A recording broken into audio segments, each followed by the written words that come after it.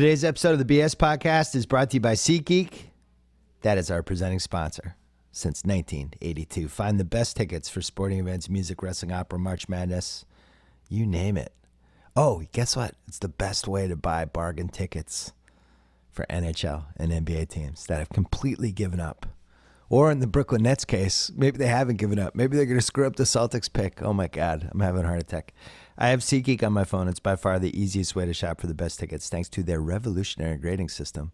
Buy and sell tickets with 2 taps on your phone. Everything fully guaranteed. Try it out. Download the SeatGeek app. Go to SeatGeek.com. We're also brought to you by Books. Have you ever sent flowers online before? Not a satisfying experience. Luckily, Books.com offers a better way to buy flowers for prices starting at just $40. No endless upsells, no hidden fees, no gimmicks.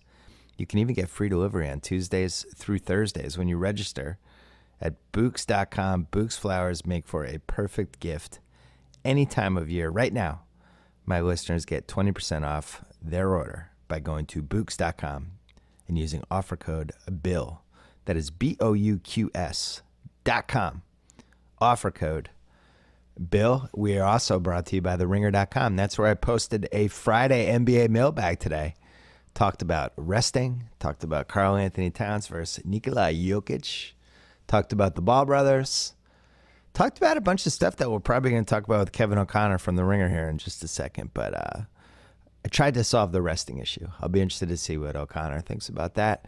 And if you haven't checked out the Ringer Podcast Network, Mike Lombardi's new NFL podcast, GM Street, co-hosted with our pal Tate Frazier. That's on the Ringer NFL show. He posted another one yesterday. Talked about Cam Newton, draft quarterbacks. Mitch Trubisky did not fare very well, I have to say. Check that out, Ringer NFL show. And now, without further ado, Pro Jam.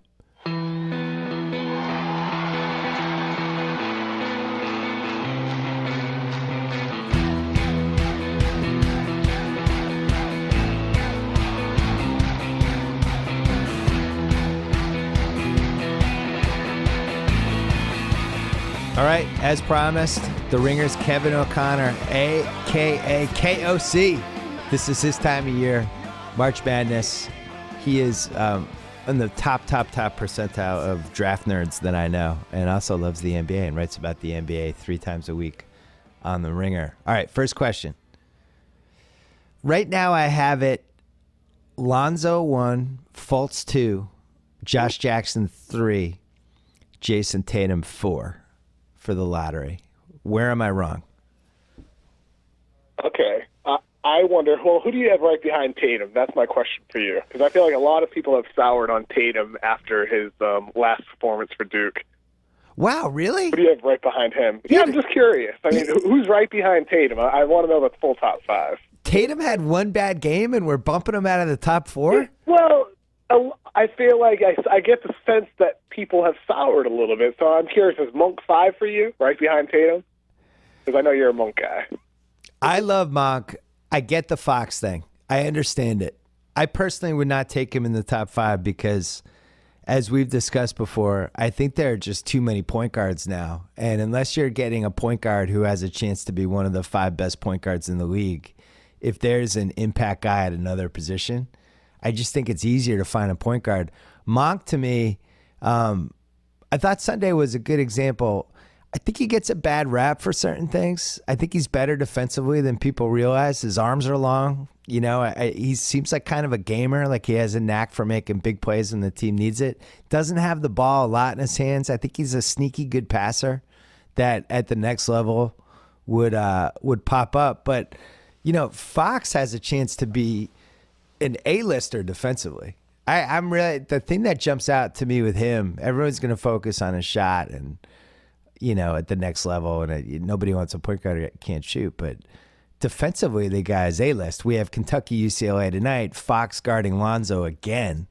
I think if he demolishes Lonzo tonight or knocks him out of his game or just gets the edge in some way, then I think he could sneak up to number 4. What do you think? Well, I think to, you know, in terms of the Lonzo Ball matchup tonight, I think that's where you're kind of wrong. I still have Fultz number 1 over Ball. And I think one of the reasons why is because we might see that tonight with Fox's ability to really defend at a super high level. I thought Ball was outstanding in their matchup earlier this season. I think it was a 97-92 game in favor of UCLA, and Monk had a great night. Fox did too, and Ball, as he always does, made incredible winning plays. But I do think what we do need to see from Ball is his ability to create when his shot isn't falling. So if tonight's a night for him where, for whatever reason, shot isn't dropping for him, we need to see him really elevate his game in other ways, get to the basket, draw fouls when he's not able to shoot from outside, and that's where Fox really could separate himself from some of the other point guards like Dennis Smith and Tilly Kana, the international point guard, in the lottery. So I do think Fox has a lot of edges over Monk, but at the same time, like we talked about on a prior podcast, Monk can create his shot from anywhere on the court. Yeah. You know what I really like about Fox? He's just a gamer. He seems like the kind of guy, like, you know, if you just watch him for a split second, flashy lefty, athletic, you know, you'd think he's going to be like kind of a showman, maybe a little bit too much swagger, stuff like that. He just kind of fits that profile. But then when you actually watch him, he's just a gamer. All he wants, like he'll have this huge dunk in traffic. He won't do anything other than he's just going to pick up the point guard, dribbling the ball up. Like he's very focused at all times, which I think is a great quality. The thing that about tonight that I think is so fascinating, I can't remember a more of a marquee matchup in the Sweet 16 where we might. I wrote it today in the mailbag. I think Lonzo's special. I really do. I'm gonna die on that hill. I think that guy is the kind of guy that no matter what NBA team he goes to, everyone on the team is gonna end up playing like him and thinking like him because he's got this contagious ability to he's always pushing the ball. His head's always up. He's always playing at a certain pace that the game just seems to kind of adapt over time. Even the guys on the other team kind of play the pace. He's almost like a running back that's going downhill where just everything he's doing is moving forward, thinking forward, trying to gain whatever edge. He's such a brilliant passer to the inside guys. And to have him going against Fox and Monk, who might be like, both take it in the 4 to 6 range. We might have 3 of the top 6 in this game, not to mention Bam. I'm super excited. And usually when I'm this excited about a college game, it always lets me down. Is there a chance this one won't let me down? Not if it's anything like the last game. Like I said, it was a 97-92 game. If it's half as fun as that game was, we're going to have a good time watching it tonight. And from the perspective of the scouting for the NBA, this is exactly what I think everybody could have wished for when the brackets first came out. Yeah. It's like no matter who you watch on these teams, like forget about the top guys. A lot of these players were top high school recruits, and a lot of them have the chance to get drafted. So it's a good chance for people who are only casual college fans to really get used to some of these guys who are going to be in the NBA for a long time. And with Lonzo Ball, the article I wrote last week about him on The Ringer about his jump shot and some of the flaws with that. I think some people kind of misunderstood that. Like it's not like a knock on Lonzo in the sense that his shot could prevent him from becoming a good player. I think he's a no-fail prospect in the sense that he's gonna find success. At worst, he'll be like a really good rotational point guard, maybe the 15th, 20th best point guard in the loaded point guard NBA. But he also has a chance to be really, really, really special. Like he's one of those guys you can look at and say, he has a chance to become a Steve Nash type of point guard. He could become the best passing, playmaking point guard in the NBA, but what he needs to become that is a shot that can really fire off from anywhere on the court. And that's what needs to develop for him at the next level. And other than that, there's really not a lot you can look at and say, that's going to hold him back from becoming great. Because he has talent, and as you said, I like the running back analogy. He falls forward at the line of scrimmage. He doesn't lose yardage. He always seems to make positive plays for his teammates, whether it's with the pass or creating off the dribble. He's really special. Yeah, and he's more athletic than it seems like he should be. But I like the Nash analogy. He needs to learn a couple of those in traffic tricks that, considering he's a college freshman, I think there's plenty of time. But he needs the little drive into the paint, the little 12-footer where all of a sudden he's falling backwards. The shot that Isaiah Thomas learned really had to perfect over the last 12 months. But he needs that. He needs, I think, being able to post up at the next level once he gets a little stronger, because, you know, there's so many guards now in the NBA that I think we're headed to this era where it's not inconceivable where 20 to 25 teams are going to have 2 point guards that they're just playing at the same time. And they aren't even really, you know, point guards in the old school sense of Tiny Archibald, Isaiah Thomas, Norm Nixon, guys like that. Just guys who can handle the ball and guys who can either create the shot with slash and kick, or guys who can all of a sudden stand over on the side the next day, let the other guy do it. A little bit what Phoenix has going now with Eric Bledsoe and Devin Booker. And that's one of the things I love the most about Lonzo is you look at any of the top 4 teams, right? On the Celtics, he could come right in. He could either be the Celtics' second unit point guard when Isaiah's not in the game. He could play with Isaiah. He could play with Isaiah, Marcus, and Avery Bradley. They could just play 4 guards, like whatever. He'll just fit in, and he's such a good passer and creator and thinker. He'll just make it work. He goes to the Lakers. They're just giving him the car keys. That's it. It's his team. He has it the whole time. He goes to Philly, same thing. He goes to New Orleans. Great. Here you go. You have 2 big toys in Boogie and Anthony Davis. Make it work. You go on down the line, but I don't think it matters where he goes. Whereas like Fultz, you know, he's kind of that old school. He's going to need the ball. There's a little Westbrook, but you know, he's the old school, revolve the offense around him, but he has to get a lot of shots and a lot of touches to succeed. I don't think Lonzo is really like that. I think Lonzo just fits in. Does that make sense? Yeah, I mean, I had a conversation with someone recently, you know, that kind of touched on with Lonzo. I look at him and he has the it factor. I mean, he has that special ingredient that a lot of those transcendent level players have.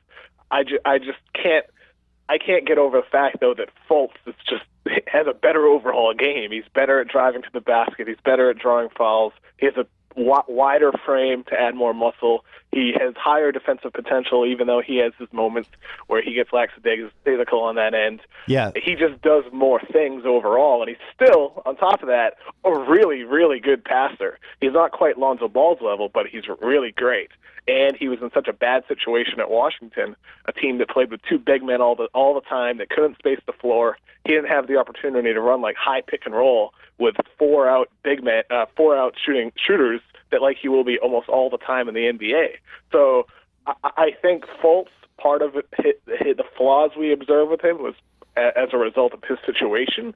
And maybe if you put him on UCLA, we'd think a lot more highly of him than we already do. So I still like Fultz more, but he doesn't have that it factor like Ball does. He doesn't have that, and that's where Ball really closes the gap for me, because that matters. That does make a difference, even though it's kind of just, you know, a variable that's hard to account for or measure. Ball has it, and that's something I think almost everybody observes when they watch him. Yeah, and it'll be interesting to see if he raises his game a little tonight against the Kentucky guys. I would say this is easily the biggest game in his career that he's ever played. And, you know, Fox is so often, like when we're scouting guys and watching guys and trying to project them, the hardest thing to do is to project the level of competition. You've written about this a bunch. How do you know if some post-up guy is going to be able to do the same stuff that he did in the NBA when he's going against, you know, a 6'8" unathletic guy that he's just roasting? You just don't know. In this case, Fox already is so good defensively that there's no better test case to see, hey, what would it look like if Lonzo went against an awesome athlete? Because we're going to see it tonight for 2 hours. And then on top of it, you know, Monk, too, I think is somebody that, you know, UCLA doesn't really, like, they don't really have anybody to shut him down. And he hasn't had a heat check yet. I've been waiting for the Monk heat check. He didn't really have it in the first 2 games. So if this game starts going kind of climbing the ladder from an intensity excitement standpoint, you have 2 guys in this game that just feed off that, which is why I think it has a chance to be special. You're too young to remember the Leitner shot. Everyone remembers the clip now against Kentucky. But the thing about that game was we were all watching that game. There were less channels back then. It was the early 90s. I was in college. But we were watching that game because we were freaking excited for that game because it was Jamal Mashburn and Christian Laettner and Grant Hill. Like, there were great guys in this game that were going to be these future NBA players. So we were all watching anyway with, like, in our heads already had this high level of what the game could be. And then it went to a whole other level. And afterwards, we were just like, let's go play basketball. We're going to the gym. We have to go play after that. And I think tonight has a chance. So keeping my fingers crossed. Who do you think is going to win, out of curiosity? I have Kentucky winning that, at least at the beginning of my bracket, which looks awful now. I had Kentucky moving on. I think I'll stick with that, even though my bracket is completely busted. Yeah, I had Kentucky over Villanova in the finals, so that one's done. But the thing is, like, you saw it Sunday, when you have a close game in college and you have Monk and Fox on the floor, it's kind of unparalleled. I can't remember a backcourt in college. I'm sure it's happened. I just can't remember it, where you have 2 top 6 picks in a loaded draft for just the backcourt. It's ridiculous. I'm not even sure Cal's ever had that. Who else has jumped out for you? I have one thought on something you said earlier, Bill, related to the point guards in the NBA. This is something that's been on my mind a lot. Yeah. You said how, like, it's easy to find a point guard, and, like, you know, that we kind of see that with Kentucky. They have 2 guards that are going to be taken in the top 6 or 7. Do you think with more point guards being in the NBA, that diminishes the value in the same way it does, like, for running backs in the NFL, in the sense that you can find a good running back in the 2nd, 3rd, or 4th round. You don't need to invest a top first-round pick in it, so therefore you don't need to, blow that pick. Or because there's so many great point guards, it raises the value finding one of those guys because of the nature of the NBA. It's different in the NFL because those point guards are going against each other. They're on the field at the same time. So my answer is both.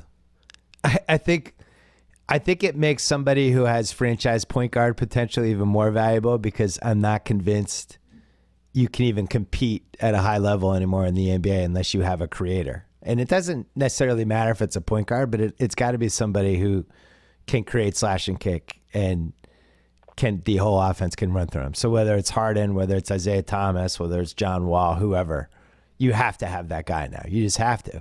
And that's what's made San Antonio's season so fascinating to me, is that they don't have that guy.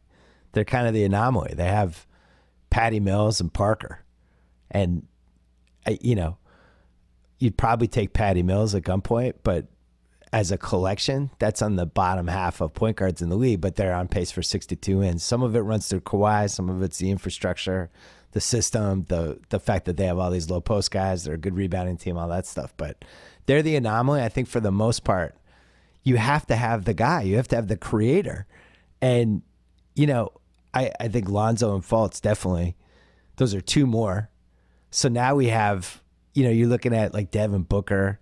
I think Jokic, in a weird way, is kind of the creator for Denver. He's the unconventional one. Tall point guard.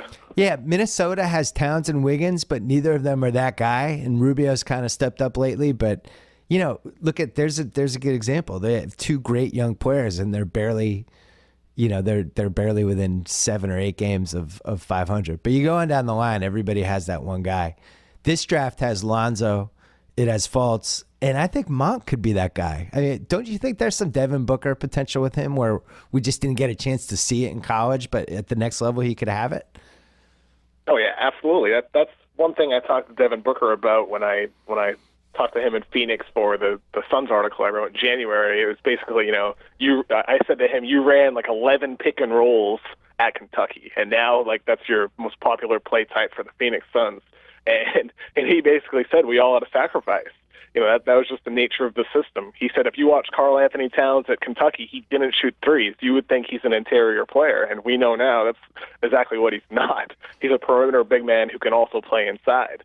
So Monk, when he hasn't played with Fox for the couple of games Fox was out, Monk did more as a playmaker. He ran more pick and roll, Yeah. and we saw that he does have that ability. So, yeah, it's definitely there, and I think every NBA team knows that. I think they've seen him play at the AAU level. They've seen him play in high school. They've seen him play in different competitions, and they'll see that when he comes in for workouts as well. I don't think they worry about that, but from our perspective, from the outside, I definitely think it can skew our perspective when we see Fox running pick and roll. It might make you think Monk can't do it, even though just because a player isn't doing something, it doesn't mean that they can't. It means that they haven't had the opportunity. Quick break to talk about Squarespace. Whatever your next big idea might be, count on Squarespace to help you create an eye-catching online platform that brings it to life. Whether you need a portfolio to showcase your work, a store to sell your products and services, or a blog to share your ideas, Squarespace gives you everything you need to look like an expert right from the start. You even get a unique domain, which strengthens your brand and makes it easier for visitors to find you. And with Squarespace's award-winning templates, creating a beautiful website is a simple and intuitive process. Nothing to install, patch, or upgrade ever. And Squarespace's award-winning 24/7 customer support can help you with any problem, no matter how technical or trivial seeming. Think of them as your own IT department. Start your free trial today at squarespace.com. Enter offer code BS to get 10% off your first purchase. And if you purchase an annual plan, you get a free domain. That's offer code BS for 10% off your first purchase on squarespace.com. Quickly, one more thing in the draft. Give me your top 8 right now. So it sounds like you have Fultz 1, Lonzo 2. Josh Jackson, I think, has just grabbed number 3. I mean, that guy. Hey, Tate and I were talking before we started the podcast. That one rebound he had in traffic yesterday that he caught one-handed and got fouled on, that was like a man's play. I mean, he looks like, when I watch Josh Jackson, it reminds me of watching James Worthy in North Carolina 35 years ago when he had the beard, and it was like, is James Worthy too old to be in this game? And Josh Jackson reminds me of that. He's a freshman. I think I tweeted it last night. I can't imagine 3 teams passing on him. Do you think he's locked up number 3? I think he could end up in the 1 or 2 conversation depending on the team. I think everybody assumes Fultz and Ball are 1 and 2, and maybe that's true for a consensus ranking, but there's going to be individual teams that have Jackson ahead of Ball or Fultz. Yeah. I don't see why that wouldn't happen, and the reason why is because he's not just a forward. He can play make too. He can run pick and roll. We saw some of that last night, as we've seen all season. He can pass, especially in transition, and he can defend multiple positions. So I think, we said earlier how your point guard, quote-unquote point guard, doesn't need to be your creator. Jackson could potentially become that creator at the next level, and I think for that reason he easily could be in the 1 or 2 conversation. And for me, yeah, you asked about my top 8. He's pretty much locked in at 3 right now. He might move up to 2, but I don't see him dropping from 3 at all. What we've seen from him the last 2 months, even though I'm still not convinced his shot is for real or that it's sustainable, it's a preview of what he can be if the shot is real. And what that is a really, really special player. That's the top 3 unless he screws it up somehow off the court. He's already shown hints of possibly doing so.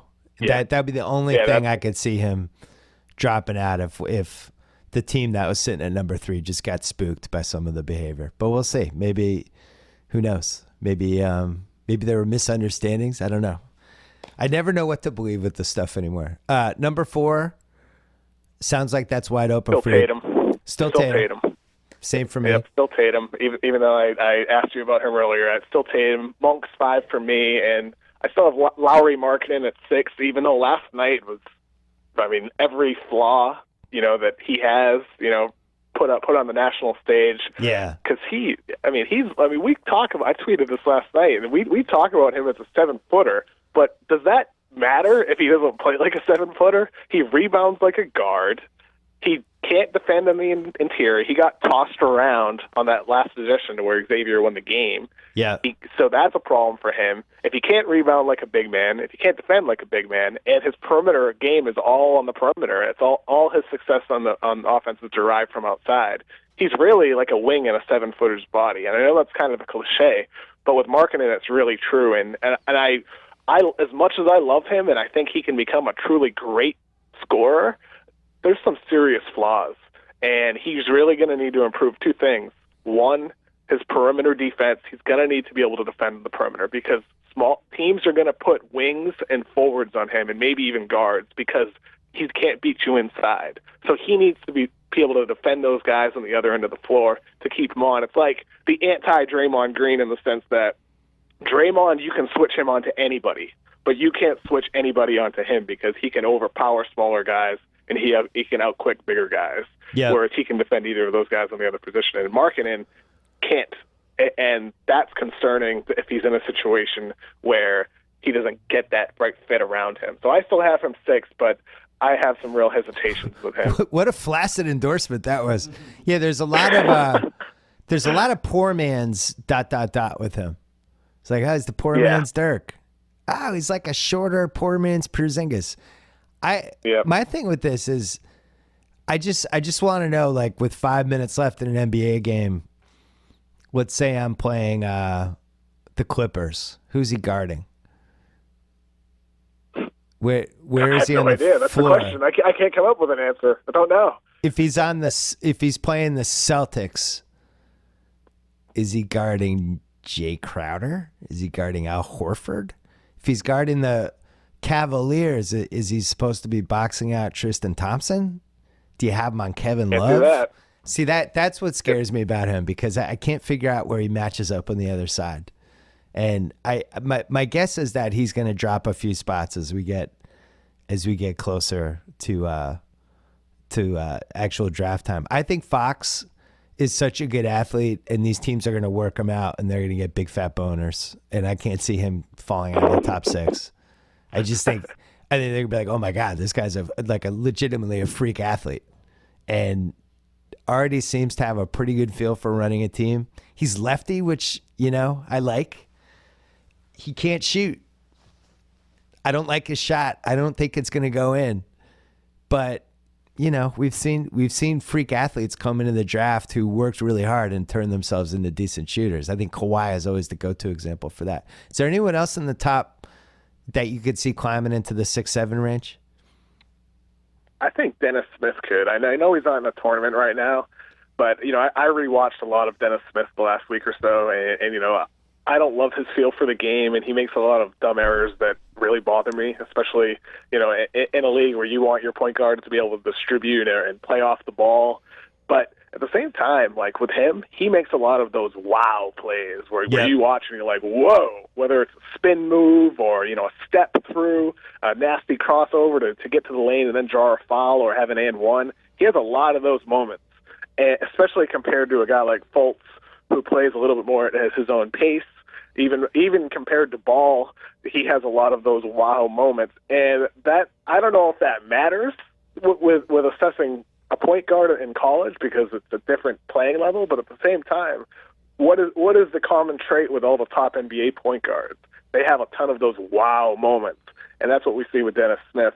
But I still am a little bit held back with him because he can't defend well. He doesn't defend consistently, and because he makes a lot of silly errors on the offensive end of the floor. Whereas with Fox, he does everything well except for shoot the ball. So I have Fox 8, Isaac 7 to round off the top 8, but Smith is knocking on the door at 9. What do we know about the French kid, Ntilikina? It's called Frank. It's called Frank? Frank N? Yeah. He's the only one. Filthy Frank. Every year there's a Euro guy or a foreign guy or somewhere from far away from this country that just starts climbing. And Chad Ford gets excited, gets an amazing workout. It's like, oh, he could go as high as 4, and the momentum goes. He would be the obvious pick for that. Is there any chance he climbs into the top 5? I don't think it would happen. I don't think he'll climb into the top 5. But with that said, I like Frank a lot. And I think in many ways, if we had him in college basketball right now, if he was playing tonight, if he was on Kentucky instead of De'Aaron Fox, we might be looking at him as a top 5 guy because he does so many things well. He's like 6'5", super long arms, can defend multiple positions, and he's a smart playmaker. The one hiccup with him is he's not a good shooter, but he's further ahead than Fox as a shooter. He can shoot off the catch. The question is off the dribble. And he does so many of those things well that I think he probably is a top 5 talent. But the question is, will there be a team in the top 5 that's willing to gamble on him when you have so many other strong choices this year, whether it's forwards like Isaac or Tatum or the guards like Monk and Fox. I just don't know if you can have the confidence level to take him over some of those guys. But it's possible. I just think it's very unlikely. Let's switch gears to the NBA. The Clippers. They lost another terrible game last night. It is... I'm officially... I don't know how to even describe what we're watching with this team anymore. They have somebody who, on paper, statistically, is the greatest point guard of all time. I'm not saying he is, but Chris Paul, statistically, if you take his resume of his career since 2005 and you go through all the efficiency benchmarks and the fact that he's a very good defensive player on the other end, he's the best two-way point guard of all time at the very least. And yet at the end of games, they completely screw up. They take terrible shots. They dribble the ball off their feet. They airball shots. They miss free throws. It's this team that just shoots itself in the foot over and over again. And I watch them, and I felt this way really ever since 3 years ago when they blew the Oklahoma City series. Then it even compounded in the Houston series the following year, and it just keeps going. It's a team that seems like they don't believe they're going to come through at the end. Is there any chance this turns around? I mean, you hope it does, because I like these guys as individual players. I love JJ Redick's game. Love Blake Griffin, one of maybe the best passing big man I've ever seen, best playmaking big man. Chris Paul is outstanding, but the fit just isn't great. And Doc Rivers has tried the same thing over and over again, because each year there's been a legitimate excuse in the playoffs, oftentimes with injuries. But still, the fit isn't perfect. It isn't great. It's not enough to get over the hump. So I think they could win a playoff series, but I don't think they can go much further than that because they just don't have a great fit with these guys. And I want to see Blake Griffin in a situation where he's playing small ball 5 and he's in a playmaking role. But you can't do that when you're also playing with maybe the greatest point guard of all time and a team that also happens to have one of the better rim protectors in the league in DeAndre Jordan. Right. So it's hard to put out what could be an effective small ball lineup when your roster construct doesn't allow you to do that. And that's frustrating because I want to see Blake in that role. It's a 6-year sample size now, and it's time for it to – if it doesn't happen this year, you just got to audible. You just have to. You have to – and maybe the audible will take care of itself. Like I think Doc's – if they're first round and out, I think he's gone. That would be my bet. No inside info. Just a bet. Just watching how he's handled his career. I could see him just kind of sneaking out and going to Orlando, something like that. I really wonder if Blake's going to opt out of his deal. There's not a huge financial incentive for him to stay because he didn't make All-NBA last year and he's not going to make it this year. So maybe that's how it resets. The other move would be to trade DeAndre, but you think they have a chance to win a first-round series. I think they have pretty much no chance because... Against OKC? Well, no, I don't think... I think they're going to fall to the 6th seed. I think OKC is going to jump them, and that puts the Clippers against Houston in round 1, and that's a suicide mission. They're not going to beat Houston. Oh, yeah. That's done. They wouldn't beat Houston. The only reason that they even are fighting for the 5 seed right now is because they got to play the Lakers twice, and Ty Lue threw his old buddy Doc a solid, rested all his dudes on Saturday night. Holy mackerel. Please tell me someday you'll do something as nice for me as Ty Lue did for Doc Rivers that night. And that really pissed me off because I don't care about the resting thing that much. It's going to happen. People get bent out of shape. It sucks. The fans get upset. I get it. The thing that made me mad was that was the night that LeBron should have tried to win the MVP. It's like, all right, coach, you're going to rest Kyrie and Kevin Love. That's great. We're on ABC. I'm going to put up 45, 12, and 17 tonight, and I'm going to single-handedly flip the MVP race. I'm going to beat the Clippers by myself on national TV, and then I'll take tomorrow night off. Go that way. Be competitive. Just seize the moment. And instead, they just rolled over. But anyway, I think if it wasn't for that little 3-game stretch, I think the Clipper season was gonna start spiraling out of control anyway. And now we're seeing it. If they fall to 6, it's over. Houston's beating them unless James Harden gets hurt. If they go to 5, I still don't think they can win a Game 7 in Utah. Can you see this Clippers team going into Utah with that crowd and winning a Game 7? I would not bet my life on this. Well, when I say they can win a first-round series, it's not like a total confidence. I don't have total confidence in that statement. I think they can, but I don't know if they will. I think Utah's a great team. I think, if they had stayed healthy the entire season, they might have maybe 4 or 5 more wins this season, and that would put them right on the edge of that 3 seed if they had stayed healthy. Because people forget, early in the year, they didn't have their starting 5 healthy for maybe the first 30 games or so overall. The fact that they're in the position they're in is kind of remarkable, and I think Quinn Snyder is low-key kind of a head coach of the year candidate, but there's a lot of good choices out there besides him. But it's also a team that for LA to beat them. They don't totally have a crunch time guy. As great as Gordon Hayward's played this year from a statistical way, and he's done everything I want, when it's Gordon Hayward versus Westbrook, or it's Gordon Hayward versus James Harden, or it's Gordon Hayward versus Isaiah Thomas, that's when the spotlight gets kind of shined on the fact that they just don't have a guy on the level of the top 8 or 9 offensive guys. But I still really like them, and I think defensively, when Gobert is really going, that's a devastating team. And then you look at the way the Clippers play offensively, and over the course of a 7-game series, I think they would just clip their wings off. I really think the Clippers are done. I really do. I'm not saying that in a hot take, cut this clip out and let's run it on social media. Simmons says they're done. I just think they're done. I think it's over. I don't think they could beat Utah. I don't think they could beat Houston. I don't think from a character standpoint, they don't seem like I'm not seeing a ton of fight from them. I don't see really any chemistry from them. It doesn't seem like guys that really like playing with each other that much.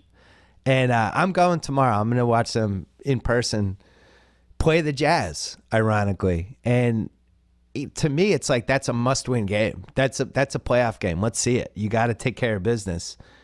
So anyway, wait, I want to talk to you about this Kirk Goldsberry Sweet 16 idea. But we have to first talk about our friends at Blue Apron. Is it lunchtime in the East Coast there? Did you eat lunch yet? I ate lunch already. All right. Well, if you were hungry and you could have stopped wasting your money, did you get takeout? Would you make food in the fridge, or did you get takeout? Maybe get leftovers. But that's usually leftovers. A go-to. Yeah, because you were afraid to get expensive takeout. Well, if you signed up with Blue Apron for less than $10 per meal, Blue Apron delivers easy-to-follow seasonal recipes along with pre-proportioned ingredients right to your door. They have the highest standards. They build a community of home chefs that has no rival. No more overspending at restaurants. No more high-end grocery stores. No more leftovers in your fridge. With Blue Apron, you can prepare delicious, memorable meals yourself in under 40 minutes. Some of the meals available in March include salmon piccata with orzo and broccoli. I guarantee that was better than what you had for lunch. Pork chops and miso butter with bok choy and marinated apple. Vegetable chili and baked sweet potatoes with crispy tortilla strips. Spicy shrimp coconut curry with cabbage and Rick. Is that what it's called? R-I-C? Tate's nodding. Right now you can get your first 3 Blue Apron meals for free with free shipping. Just go to blueapron.com/BS. Blue Apron. A better way to cook. So Kirk Goldsberry for Grantland 3 years ago wrote an idea about what if the NBA just had the Sweet 16? What if we threw away conferences? What if we just did 1 through 16 seeds, 1 plays 16? I wrote in my mailbag today for the 100th straight year, I wrote about the Entertaining as Hell tournament, which I think could tie into the need that apparently we have now to rest players because the game is just harder to play. And I think it's hard to expect these guys to play 82 games unless they're superhuman like Westbrook.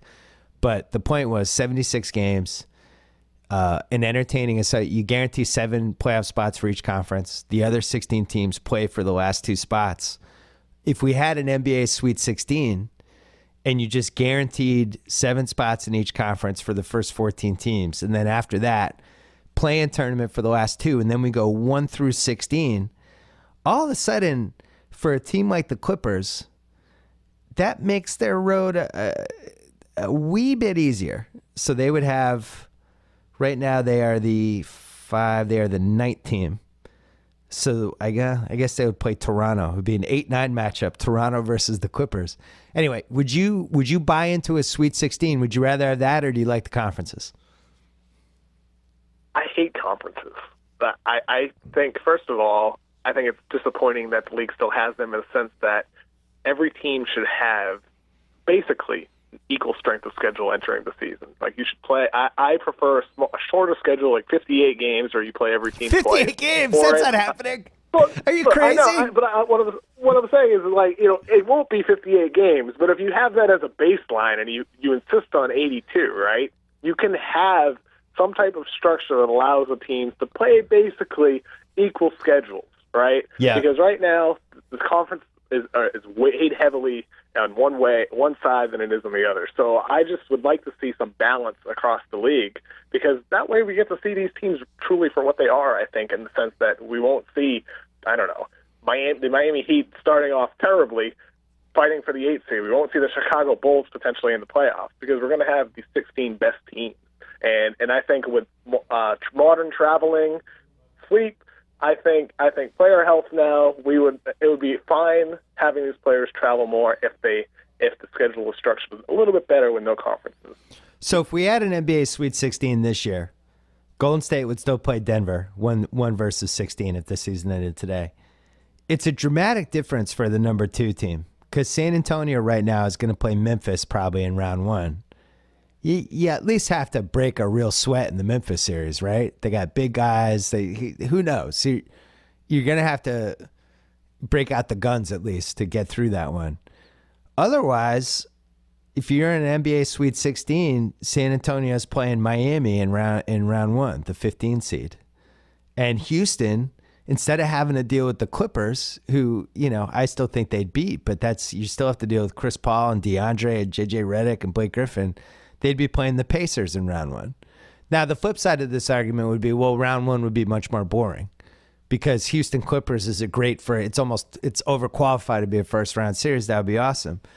I'd say we would still get a couple good ones, because you'd have the Celtics are the 5 seed right now, and you'd have Atlanta as the 12 seed right now. That's a pretty good series. You'd have Washington against Memphis. It's a weird matchup. Oh, no, I'm doing this wrong. 7, 8, 9, 10. You'd have Washington against Oklahoma City in round 1. How about that? Ooh. Tate, would you watch every game in that series? Yeah, absolutely. John Wall versus Russ. John Wall versus Russ? And we'd have Toronto and the Clippers. Those are 2 great series. So, yeah, I think NBA Sweet 16. So what would be the obstacle against this happening? I think the main argument is traveling. I think you could have teams going West Coast to East Coast in the first round of the playoffs. So you could have. It's so tough. It's so tough in their charter planes. I don't buy into that. I just can't. Look, I think that I argue against that in the sense that I don't think traveling is much of an issue today. Especially with the days off teams having the playoffs. It's not an issue, but that's the only argument I've really ever seen presented against having no conferences. That's the only legitimate argument I think anybody has ever brought to the table against no conferences. Whenever I hear the travel argument, they make it seem like they have to show up two and a half hours in advance to check their bags and then go through TSA and sit in first class. Like, these guys are getting right on a plane that lands right at the airport, and then they get in a fancy bus that takes them right to the Ritz-Carlton. They're fine. The Celtics leave Boston, at 8:30 in the morning, and they get to LA at 1 o'clock, and they're in their hotel by 1:30. They're all good. They're staying in a suite. They're on the plane. They're in these big comfy seats, and they have Wi-Fi, and they're getting fed shrimp and lobster. They'll be fine. I think my preference would be that this is the last year that we have the traditional system. I really don't understand why we have 82 games. I wrote about it today. There's no rhyme or reason to how we ended up there. It's just this arbitrary number that they kind of settled on. 76 makes so much more sense, because you'd play the other conference 30 times total. You'd play your non-division teams 30 times, 3 times each. And then you would play the 4 teams in your division 4 times each. That gets to 76 and you're good. I don't understand why the 82, there you go. You're losing 1 game a month. You can solve every back-to-back 4 and 5 nights issue. I don't understand why they wouldn't do that. Let me ask you something. We have to start one argument every podcast when we're on because we tend to agree too much because we're both smart guys who really understand what's right and wrong about basketball. What's our biggest disagreement right now? I don't know, Bill. It's hard to say what is the disagreement. Right from this podcast, it's Fultz versus Ball. I'm still Fultz number 1, and that's probably pretty clear for me. But I'm going to throw one out at you. It's not going to. Okay, fine. Throw it at me. I don't think Isaiah Thomas is a Celtic next season if the Celtics get Fultz or Ball. So you think they would cash in right away? I think they cash trade in. Isaiah at his peak. Yes. At his peak this summer. Yes. Because his value would probably drop if the Celtics have a top point guard next season. I have no idea. What if they also sign Gordon Hayward using cap space? Oh. Would they still cash out on Isaiah? Like, beginning of the season or right before the summer? So you're saying they'd actually make a run at the NBA title next season. They go get Hayward. They keep Isaiah. They have Fultz as like Fultz or Ball if they were lucky enough to get one of them as kind of the next guy in training. And then Isaiah's going to play this whole season without knowing what his contract situation is with his replacement that he's staring at every single day. And he's going to be happy. I just think the time to sell Isaiah, if you're going to sell Isaiah and like you're out of title contention, you're not quite within your reach. I think the time to do it is like year 2 of his next deal. Like so after keep him for a while. His max and he's locked up. This is keep him good around because if you trade him this summer, you're missing a potential opportunity. I mean, I don't think. Like, if the Celtics were to sign Gordon Hayward and if they trade for another star, they still might not have enough. But I think that team is close enough where you have to give it a shot. And if you do trade Isaiah, you could be missing a significant opportunity with this core, which needs another guy, possibly another 2 guys. But they're close in the sense that they have so many assets and the cap space to add that. I think it would be a missed opportunity to do that. Interesting. Why do I feel like Gordon Hayward is really in play? If you're a Celtics fan, you should be rooting against the Jazz in round 1. I'll put it that way. Like Titus explained it last week when we were hanging out watching basketball, because Titus knows Hayward a little bit from their Indiana days. He was like, Brad Stevens recruited Hayward when he was like 5'9", like before he had his big growth spurt. They'd known each other forever. When push comes to shove, and it's actually time to have the conversation. These are just 2 people that have known each other now for 10 years and have a great relationship. It's a serious threat if you're Utah. It's not great. Like Brad Stevens, the seeds have been planted when Gordon Hayward had like zits on his head and he was 5'9". So if they think that they can actually get Hayward and they can somehow cash in with a top 3 pick and keep Isaiah, and then you look at Cleveland, who has really literally no way of getting better next year. Maybe you're right. Maybe that is the move. I don't know. It would really depend. It really seems like they're hesitant to kind of go all in on one way or the other. It's like a very hedge your bets type of thing because you look at how they kind of missed out on the trade deadline. And if this team doesn't make the finals or even doesn't make round 3, I think one of the biggest reasons is because they didn't upgrade the Amir Johnson and Jerebko spots. Like those guys play. Look how good PJ Tucker looks. Yeah, for Toronto. He's had one possession every night where he just locks down a guy for all 24 seconds. Are you surprised? And you watch basketball? Could have used. Yeah, but I mean, were you surprised by this? We saw him do this on the Suns. We knew this guy was a real guy. It's like where were the Celtics on that one? What about Bogdanovich? That was another one. What about Ibaka? All these guys. There were a lot of guys that could have swung the thing, but PJ Tucker, like Toronto, just kind of stole. They didn't even give up a first round pick, right? No, I don't think so. I think Ibaka would have been would have costed too much. I mean, I know first round pick isn't a lot, but the Raptors gave up the first round pick this year. I mean, the Celtics would have had to have given up a more valuable pick in the future, which it could bite you in the end if Ibaka ends up walking. And you wouldn't want to re-sign him anyway if you're aiming for bigger fish in free agency, True. aka Hayward. True. On the other hand, how many picks and assets can you have? Like you redrafted the 2016 NBA draft in a piece you wrote, I think this week, and you had Ante Zizic and Yabusele, the two guys that the Celtics took last year in the first round and stashed. You had them both in the top 14.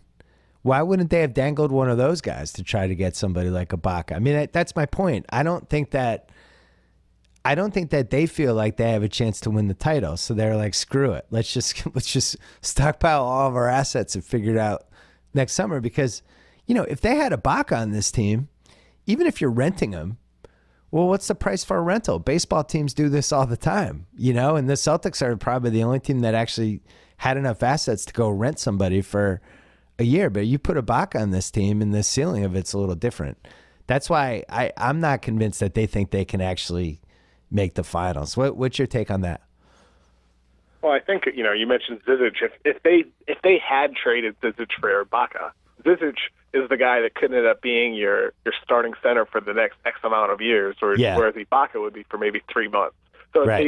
I think it depends largely on how they view Zizic. I think his improvement this year has been pretty significant. A lot like Zubats on the Lakers. He's gotten significantly better this past year. So I think those guys would be like back-end lottery picks, maybe like in the 15 to 20 range if they aren't in the lottery.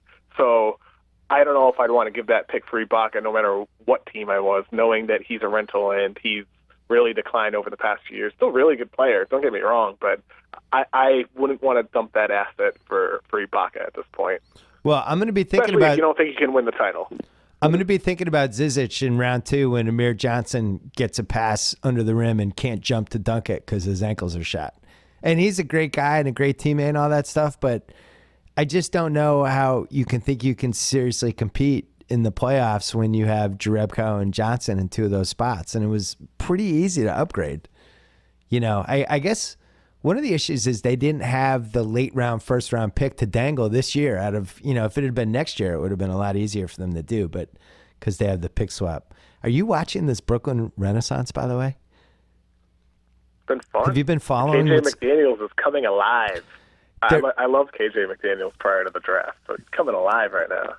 They're 5 back from LA with 11 games left, but they have this insanely easy schedule. They're playing like Orlando twice and Chicago twice, and it's not good. I mean, the Lakers might just lose every game the rest of the way, and the Nets would have to go 6-5, and all of a sudden the Celtics' #1 pick would drop. Not great. Anyway, all right, enjoy Lonzo versus Kentucky tonight. I'm interested to read your take about it next week. Thanks for the time. Appreciate all the Ringer stuff, and I'll talk to you soon. Thanks for having me, Bill. All right. We're going to call my friend JackO, but first let's talk about propercloth.com. Every guy knows it's hard to find a dress shirt that fits. Maybe the collar's too tight. Maybe the sleeves are too long. Maybe the shirt's too loose. Guess what? I have some good news. Ordering a custom fit shirt has never been easier thanks to Proper Cloth. Create a custom shirt size in seconds by just answering 10 easy questions. No measuring required. Over 500 fabric styles to choose from. Everything from classic business to casual shirts. All high quality starting at just $85. Proper Cloth has hundreds of 5-star reviews on Google and Yelp. It's the highest rated custom shirt maker on Google. Find out why GQ calls them their favorite online custom shirt maker. Go to their easy to use website, make a custom profile, even order from your phone. By the way, Proper Cloth guarantees a perfect fit. Remakes are free. The Proper Cloth team makes it super easy to do. Stop wearing shirts that don't fit. Look your best. Go to propercloth.com/BS. Enter gift code BS to save $20 on your first shirt. Once again, propercloth.com/BS. Gift code BS. All right, let's call JackO. All right, as promised, JackO on the line. Did you read Trump's interview on Time Magazine? Did you read it? Did you read that thing? Did you read that, Johnny? I did not read the whole thing. I did see excerpts and saw people tweet about various aspects of it, but I can't say that I studied it with any great detail because it was too troubling. He's the president and we're not, Johnny. That's true. And say hi to everybody for me, or whatever his final thing was. I'm the president, you're not. Say hi to everybody, or whatever it was. It was the single craziest interview that I've read or watched since Mike Tyson and Jim Gray in the mid-'90s, whatever that was. When it seemed like Mike Tyson was just going to start eating Jim Gray. You can't still have the capacity to be, like, surprised by anything he says or does at this point, though, can you? Well, I think when he's the president, like Right.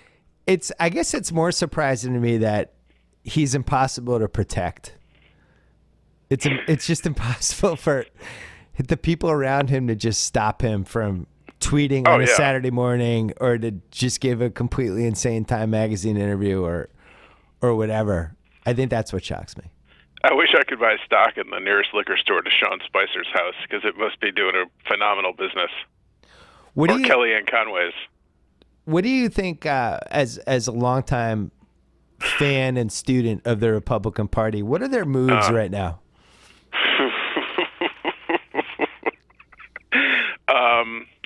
I was going to make a joke about the Heaven's Gate cult, but they've already used that one. So I'm not sure what the moves are. I mean, that's one of the scariest things about all this, is that no matter where you look, I mean, there just doesn't seem to be, it's a cliche, but I'll go with it. There doesn't seem to be any grown-ups in charge. Like, I don't know who's running things. Like, when Trump got elected, what I consoled myself with was, well, at least hopefully Congress, maybe they'll just sort of like let Trump, he'll get to hear hail to the chief and he gets to ride on Air Force One, but really Congress will set the agenda and Congress will do what's right, and they'll just put things in front of him to sign. But Paul Ryan and Congress are not really instilling me with any great deal of confidence, which is an understatement, because they've decided to rush headlong into healthcare for some reason, and that's turned into a massive disaster now. So you look at Trump, who doesn't know what he's doing, and he's happy sitting in a truck. I mean, did you see the pictures yesterday of him sitting in a truck, grinning like a 12-year-old? Right. And you have Congress that's making a hash out of healthcare, and for some reason rushing through this unpopular bill that's popular with nobody in the country, not even like base Republicans or any conservatives. So I have no idea what they're doing. So, and then you look at, the Democrats are completely insane and running amok. So it's like, who's running the country in a time of crisis? It's just, if you really sit back and think about it, it makes your head hurt. You just made my head hurt. So basically, when you say, what's the Republicans' play? I have no idea. I mean, the Republicans' play was to kill the Trump candidacy in its crib back, a year and a half ago. But here we are. They didn't do that. So their only play now, I would think, is to, the play they seem to have adopted is they're just going to embrace him. And I mean, I see these polls, and Republicans, we love Putin now, and whatever Trump says is the new mantra of the Republican Party. It's all just so depressing, and you would hope that they would have stood for something, but it turns out that it's Trump's party now. I mean, I don't know what the future of the Republican Party is, because he's going to go down in flames, and he's going to take them with it. At least if they had some distancing from him, but they've decided to embrace him because they're afraid of him sending out nasty tweets at 4 a.m. or whatever. So I don't know. Remember, not good. Sad.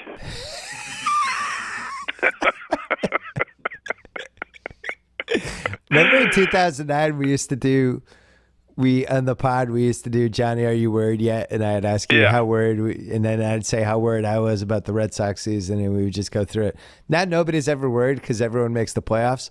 But right. But I thought it would be fun to revive that game for this, for the Trump presidency. Yeah. How worried are you on a scale of 1 to 10? I'm like a 15 because it seems like it's not even within the country, right? Like whatever, stupid laws can get passed. Like all that stuff we can manage. We can live. People will take charge of certain spots that'll be terrible. Whatever happens, we'll manage. It's when like North Korea starts getting frisky, right? And Europe decides that they're completely out on the United States. And Russia is tampering with our election, maybe. And all of this stuff is happening outside the borders. That's when I start to get nervous. Yeah, it's the foreign policy thing that's really disconcerting. disconcerting to say the least. Obviously, yeah. I mean, you have, a lunatic in North Korea who's fooling around with trying to get missiles, and I don't think they have the technological basis really to directly threaten the United States, but if he wanted to screw around with South Korea, so to speak, that's an ally of ours and that we're pledged to defend. Yes. And you don't really want to be in a land war in Asia or any kind of a war. Not that I think we would have a problem defeating North Korea, but you don't want to be in a war if you can help it, obviously, and you just don't know what he's capable of with nukes. You have Europe where Putin not only is screwing around in our election, but he's trying to screw around in the election with France now, where he wants to put this nationalist Marie Le Pen as the president of France, and he's trying to play games there. Now, we always had a bulwark against Russian expansionism with NATO, but Trump doesn't like NATO because they're not paying the bills or whatever his claims are. So there's no, I don't know where Germany is on things. You have this whole issue with, immigration from the Middle East and Europe, and you see the problems that obviously just happened, more than problems, the terrorist act that happened in London the other day. So Europe is a mess, not to mention the economic difficulties they have, and now you have Brexit and everything else. So this would really be a time for stable American leadership, the Pax Americana that we've had for the past 60 years or so. And we have a guy in the White House who should be in charge of this great American superpower that's wearing an I Love Trucks button and pretending to drive an 18-wheeler. It's not great. And you would hope, well, at least maybe Paul Ryan has a few brains and he's running around trying to overturn Obamacare with a plan that nobody understands and nobody likes. It's really not good. And you undersold the Middle East. Oh, completely. I didn't really bring up that up with bring ISIS. Up the Middle East, yeah. Right, ISIS and Afghanistan, where we've been for 16 years, and it's no better today than it was then, arguably. Yeah. Iraq is still a mess. You have all these other. Syria is, my God, you can't even talk about Syria of what a disaster it is. It's horrific. It's horrific. That's one of the problems. That's one of the things that led to Trump, I think, is that, for years people could sort of set their watch by that America was going to keep the world safe, keep Europe safe, keep America safe. Things were running correctly, and now it just seems like since, I don't know, maybe since 2000, maybe since 9/11, that it's the world is just, it's a mess, and that there doesn't seem to be any order to things and any stability and any hope for order or stability in the future.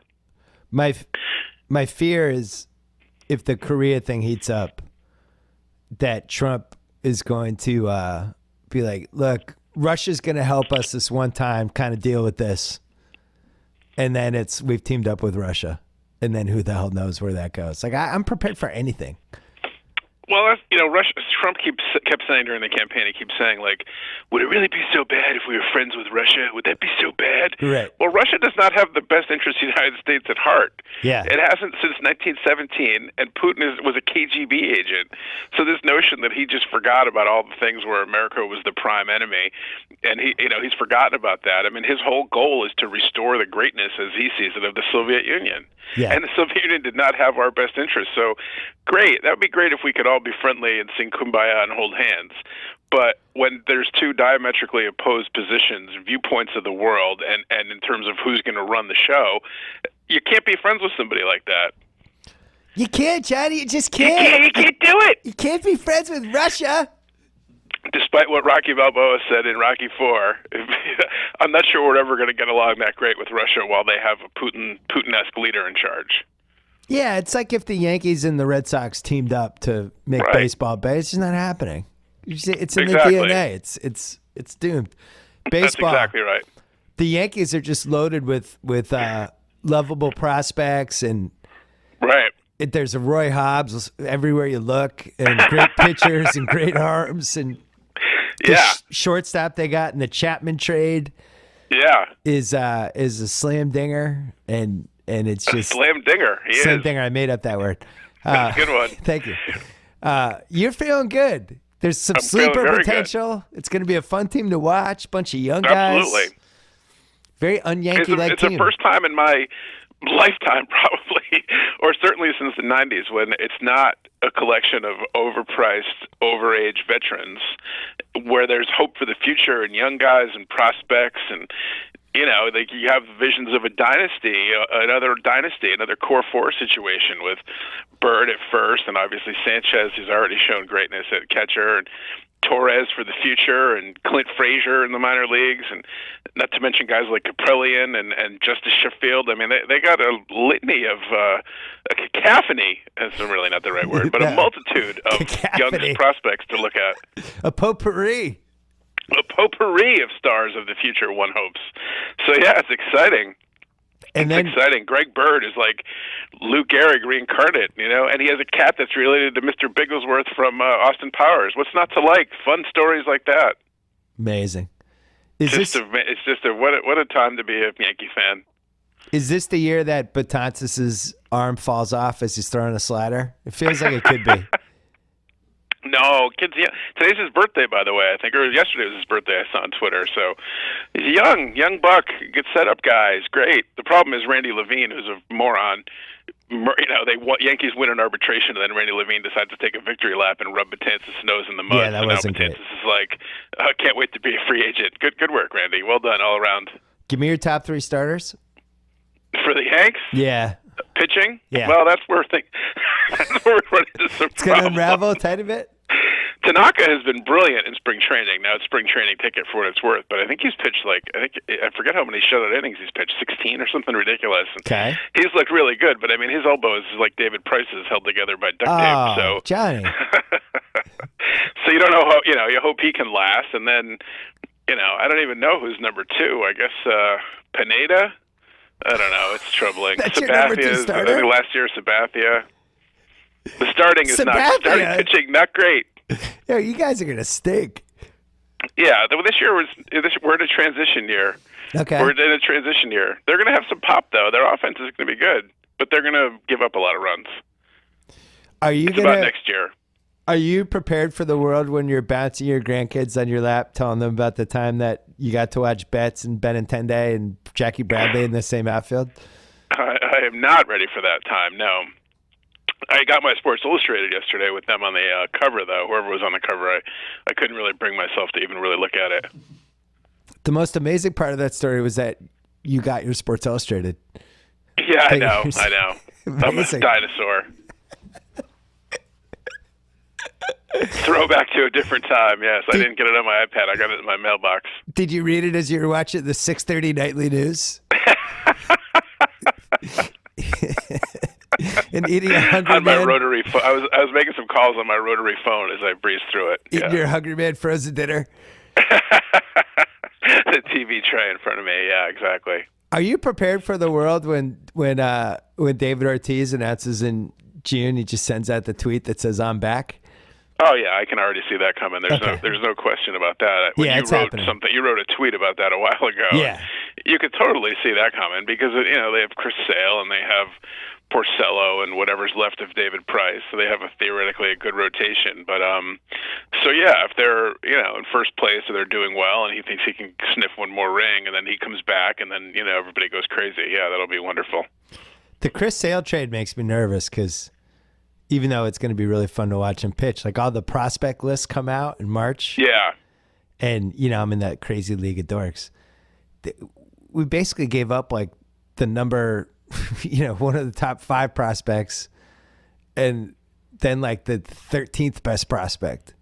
Right. He better be good. It was about as steep of a price that I can remember. I mean, who knows with prospects? You never know. One of them could fall through, both of them, whatever. But holy shit, man. It's expensive. That was a lot to give up. I hope it's not a situation where he shows up and it takes him a year to adjust and he didn't realize the fans are going to be on top of him and all the stuff that happens half the times when the Red Sox get a pitcher.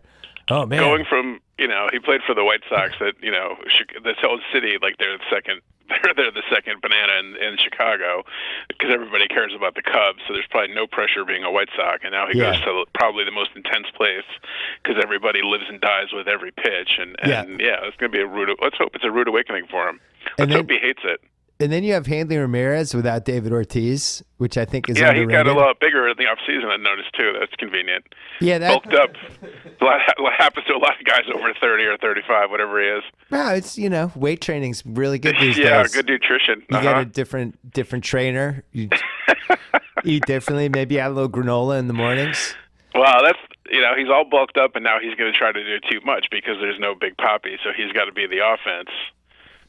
So that's an injury waiting to happen. Big Papi did seem like he was the prototypical big brother for Hanley that just kind of led him through stuff, and now Hanley's like the big brother's off in college, and it's just Hanley now, and Hanley's like, hey guys, my parents are gone tonight, let's have a party. And I don't know, worries me a little bit. Did you watch the WBC or no? I did not. I literally did not watch a single pitch of it.